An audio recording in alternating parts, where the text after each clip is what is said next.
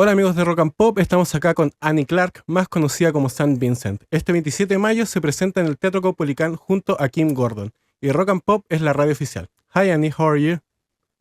Hi, good. How are you? Good, thank you. Thank you so much for talking to us. A few weeks ago, your latest record, All Born Screaming, turned 1 year old. How was your relationship with these songs evolved over the year? Well, I think the my relationship with the songs has gotten deeper because I've Right. played them for Yeah. people, and now I'm not they mean something kind of different to Yeah. me now than because they've have worked their way into other people's, lives and ears. Yeah, and this is a special record because it's the first one of yours that is entirely self-produced. How was that experience for you? Did it add an extra pressure by doing yourself? I mean, it added pressure certainly because there was nobody else in the room to say, "Great, that was a great vocal Right. take. That's the one." I had to I had to be that person for myself, which is like looking through a funhouse mirror Right. all the time. It's a very strange experience, but I also knew because I'm kind of obsessed with production. I knew that the production had to be great. If I was going to say I'm a producer, Yeah. the production had to be awesome. So You produced one of the Slater Kinney's records. How yeah. how's that experience? Is it different to produce for somebody else than produce for yourself? Oh yeah, because you can so with someone else you get to go, oh well, I love this band. I love this thing about Yeah. them. And you get to sort of love them freely and just help them do whatever they want to do. Just Right. be in that role. Whereas if you're doing it for yourself, you kind of don't know what you love about yourself. Right. So it's a more like uh more volatile thing Yeah, I imagine. relationship.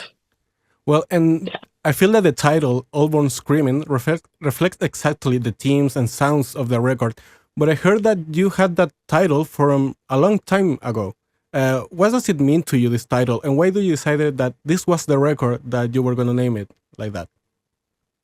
Well, the Allborn Screaming was something that I have been kind of sitting on for like 20 years. Yeah, I I just loved that sentiment. I loved that it's so essential, it's so true. It's violent, it's funny. I mean, on one hand, like you could use it to sort of laugh at the human condition, like, well, we're all born screaming. right. But then there's this other side, which is like, oh, if the baby's born screaming, that's the best sign in the world. It means it's Yeah, alive. Like to be alive is to be born in protest in some way, and and continue to figure out how to be a human being. right. Yes, so I had that title, and then I'd written a bad song 20 years ago called All Born Screaming, and then this time I think I wrote a good song Yeah. called All Born Screaming, so I'd earned it. And at any point in your career, do you consider naming any other of your records All Born Screaming? No, definitely not. That was the No, first. this was the one. Yeah. Well, and even though you produce it yourself, it's still a very collaborative record. You have a song with Kate LeBon. There's also Dave Grohl and Josh Freese from the Foo Fighters. How important is for you the collaboration process at the time of creating a new record? Oh, I mean, yeah, even though I produced it, there's so many great well, I don't say so many. There are a few select incredible other artists on the Yeah, record. Kind of a tight little wrecking crew. I mean, Dave Grohl, getting to work with him, I sent him Flea, and he came into the studio and knew, because he's such a great songwriter, he's a great drummer. And what he does, if you really like listen to what his drumming does, he's always supporting the song and then amplifying it yeah, like times a million.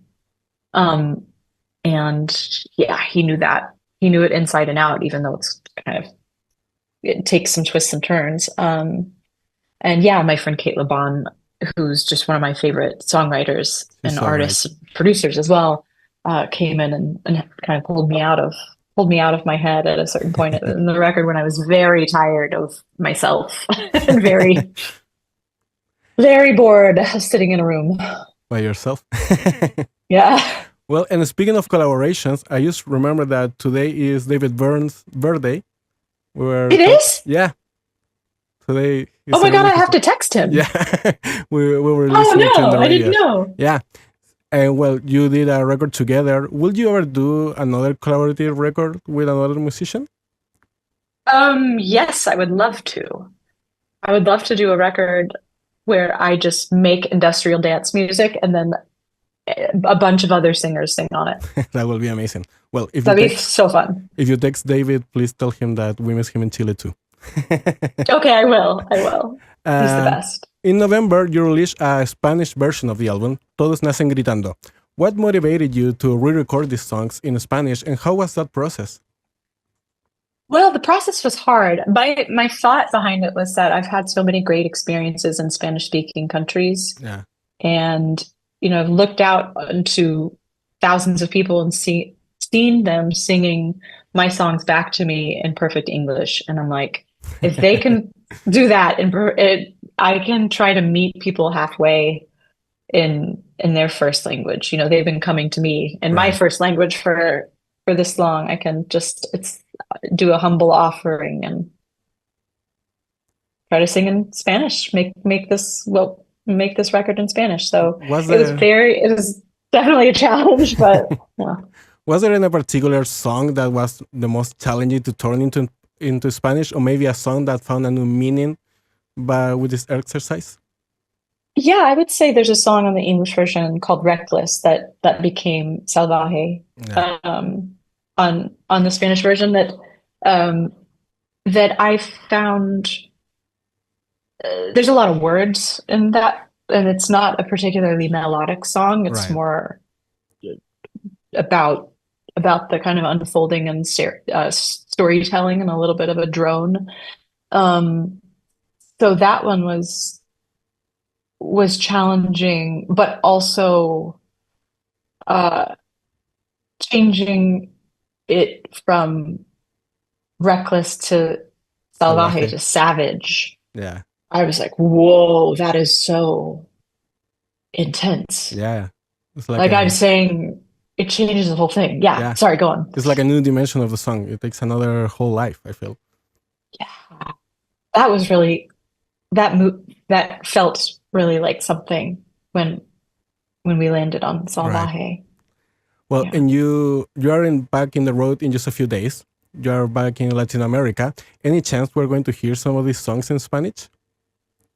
Yeah, I think you'll hear some parts of them in Spanish. Yeah. I'm not going to like perform all the new material in Spanish because I don't think anyone wants that. but yeah, certainly throw some Spanish in.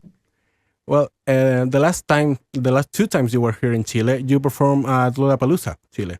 What did you remember of those shows? How has been your relationship with the Chilean fans? I mean, great. I think one of the beautiful things about Chile is like how music is. It's not some separate other thing. It's not something separate from life. It's like it's life itself. Yeah. And that's really powerful. I don't. It's not like that everywhere. Yeah, I think we don't get to see you guys so often. So when you do come here, we give it all of us. Even though it's a solo show, you're not going to be the only one on stage. Kim Gordon is also performing that night. How's your relationship with her, and what does it mean touring together? Kim Gordon is the coolest person ever. Yeah. We got to go to the Grammys and sit at the table and watch the Grammys together. And she's just the coolest. And she's been a hero of mine for a long time, but also like Kim is somebody who you want you want her to think you're cool. Yeah, I would imagine. She's one of those people. Yeah, having like the King Gordon approval will be the coolest. Yeah. Yeah. Also from Chile, Chini.png is opening that night. I have seen a few interactions online, and I know that she's very excited. She even got her own performance on KXP. Have you had a chance to check on her music? I've checked it out a tiny bit, just enough to go like, oh, that's going to be a great opener for the show. But I've got to check it out more. Where should I start? Well, she used to be in a band that was Tini and the Technicians, and now she's making music on her own. And yeah, I think it's like this really fun art pop, kind of quirky, very very fun. I think you will enjoy it a lot. Okay, great. I cannot wait. Well, I wanted to ask a little bit also about film because I feel a lot of the album is very cinematic, and I know you're starting your own mockumentary. Uh, have you had any future projects in film that you want to do? Will you still self direct your own music videos, things like that? Well, I think film is such a team sport. And it's such a medium that I love and draw a whole lot of inspiration from. In my brief experience of like directing a horror short film or making my own movie, The Nowhere Inn, where I played a version of myself, Yeah. in mockumentary style. It's I would very happily act in a film that I believed in and I believed in the director. I don't know, because I know how intense the process of Mm-hmm. directing is, Yeah. even having just from, making a 15-minute film. I don't know that I have that in me. That's so much effort. It's Yeah. like that's as much work as an album. And I think I'm better at making albums. Well, but even your albums feels like a performance a lot of the times. You're creating characters in the way that you tell stories. And I was wondering, when you are performing a new record in a tour, how does it feel? How is the experience of mixing this new Saint Vincent era, for a way of saying, with the past Saint Vincent? Well, every tour kind of starts with a set list, and I go back through my old catalog and I go, okay, what's going to be part of the arc and the story that I want to tell? What old song is going to sound really good in through the lens of this like all born screaming sonic world? And what songs am I going to pull from the back catalog that like I should play them exactly as they are Right. on the album, because it's a Bruce Springsteen quote, but he talks about how performer's job is to shock and console. So like shock them with something dangerous or new, or an old song done in a new way, Yeah. and then console them with something that they already know and love. So that's the dance. Yeah. Um, I think it's yeah. very exciting when there's a new tour and we see those old songs performing maybe with a new life in a new form. I remember the last time you were here in Lollapalooza, Chile, you were performing just by yourself, just you on the stage playing with your guitars, and it was incredible. Mhm. And Thanks. the time before, you were with a full band. So this time around, are we gonna having a full band again? Oh yeah, it's full band. It's Yeah, it's a great band. It's Mark Juliana on drums, Rachel Eckroth on keys, Charlotte Kemp on bass, and Robert Ellis on guitar. It's a full band. It's a yeah. rock show. Amazing. Well, we really Yeah. can wait to wrap things up. And what will you say to a St. Vincent fan that hasn't been already to one of your shows? What did you expect?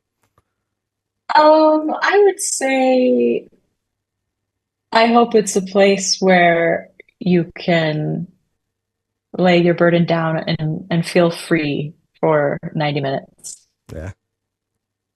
Well, thank you so much. I'm really excited. I had my tickets in the first day they went out, so I'm really looking forward to that Oh, show. nice. And thank you so much for talking to us. We'll be seeing you with all the team here on Rock and Pop. So thank you so much, Annie.